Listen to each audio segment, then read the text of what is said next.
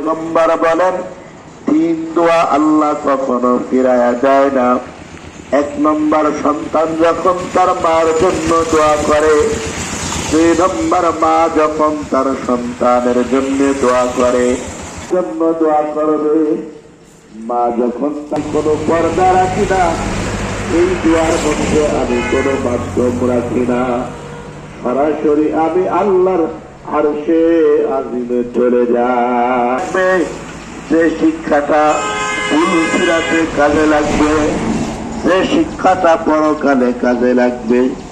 দুনিয়ার যে শিক্ষা আছে, চোখটা পূজা মাত্রই এই শিক্ষার মেয়াদ শেষ হয়ে যাবে। সওয়াল করো, আমি কোরআন বলতেছি, আমি কোরআন বলতেছি। এই বান্দি কোরআন অনুযায়ী নিজের জীবন গঠন করেছে। এই জন্য কোরআনের সাথে সম্পর্ক লাগায়।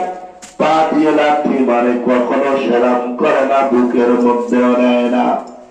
কিন্তু কম দামে একটা কাঠের বিহার